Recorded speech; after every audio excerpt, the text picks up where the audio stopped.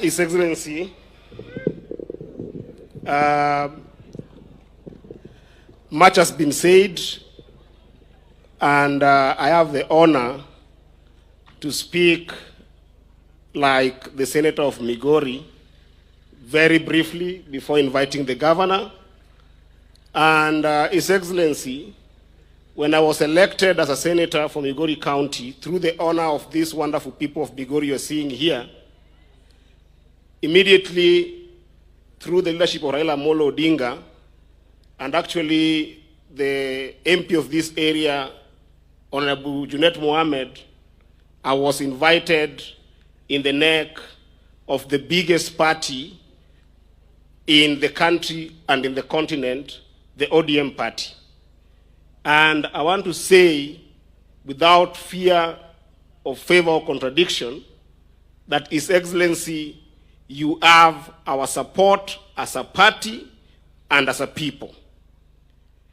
As we started this journey of broad-based, Your Excellency, you sat together with Honorable Raila Amolo Odinga through the leadership of our houses, both houses, and you made me the chairperson of transport, road, and housing.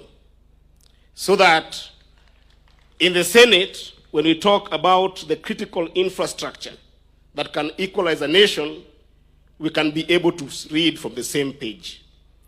And that's where I want to start with a Luo quote for you, Mr. President.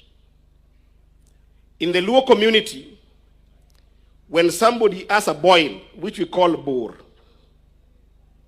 when somebody called Jabe Bor has come to squeeze that bore, hello? Samidi Obor. Majaburo biro wono kro de bor mondi changi. Onge kanya pako kabadi yobur no. The most hated person, the most vilified person in Luo community en Jabe Bor. Nikech biyo bor late sawa sawa. Kata mana luang ni nyaka tho. To luang ni tho e chak kato tho e chu. En ni luang ni nyaka choose kumo di tho e. His Excellency, where I sit as the chair of transport, road, and housing, and where I sit as the NEC member of ODM in charge of humanitarian crisis in this country, I understand what you and Raila Amolo Odinga are trying to do is a very difficult job. You are squeezing Bor in Luo. You are squeezing Bor across the country. And I want to make it clear, His Excellency, that as a people, and I'm talking to my people because they honored me to elect me as their senator, every generation has a duty to identify the fight that you're fighting for, your mission, and thereafter choose to betray it or to fulfill it.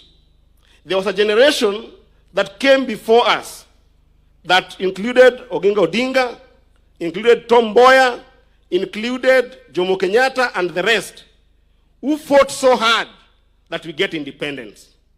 Then there was a generation that Baba Raila Amolo Odinga was in, and even people like Orengo were in, and perhaps they are still there, who came to deliver us from internal domination of dictatorship and greed in government.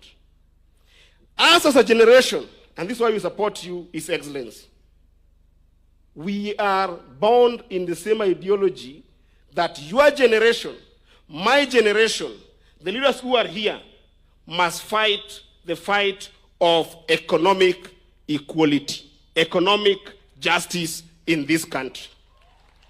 His Excellency, is unfair. The people you are seeing here, His Excellency, when they live here, some are going down here called a PIDA.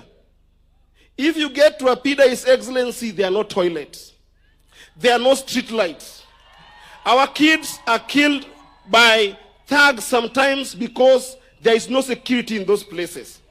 If you go to Nyangubo, this is a town, His Excellency. Here in Nyangubo, there are women up to date that still go to something called Soko to get their water. Their parents went to the same Soko. Their grandparents went to the same Soko. Their children will go to the same Soko if we don't correct this economic inequality. And that's why when you say you are working on affordable housing, His Excellency, I wish you the courage that when you stand here, promise the people of Migori County that you will give us 2,000 units here, so that the people from Nyangubo, people from Pandi, and people from Apida can get houses here, Your Excellency. As I finish, Your Excellency, there are two categories of development.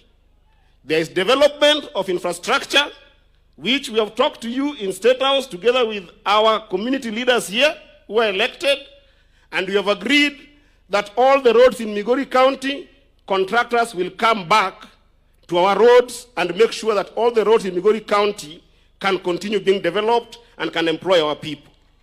But even as we do that, His Excellency, I have traveled in this country. That development goes slowly. There is another form of development that I've seen taking people from other regions very far. It's called small and medium enterprises. Our border here, there are young people who have gone to university, they're in the border. There are women here. If you go to Marindi Market, they are educated, they work so hard to be able to do business in this community, Your Excellency. As you do the roads, Your Excellency, help us so that our border can be in Sako. We do for them the same kind of allocation that people in border are getting in other regions. They also get money to continue developing their border circles. As you do the roads, His Excellency, help our women here to also get into these circle projects in other communities so that you put money into those markets so that they thrive. We have planned as a leadership in the county here that on 16th of May, we will have the biggest border circle for the whole county in Awendo. Your Excellency, please let your hand reach there, even if you want to be there in person. We have planned for our women in June to be able to get their circle going in Migori town. Your Excellency, let us plant money in the hands and pocket of those groups of people to do business, even as we wait for the roads to be completed. With that, Your Excellency, we welcome you, we will support you, we will stand by you, but remember that you are trying to squeeze Bor. You are trying to squeeze Bor. Don't wait to be loved. You will be loved after your projects are seen by this community, by this region, and by this country. I thank you and welcome our governor, Governor Ochila Yako, who will invite the CS for finance, who will introduce the other CSS, and then he can conclude and invite the president. I thank you so much.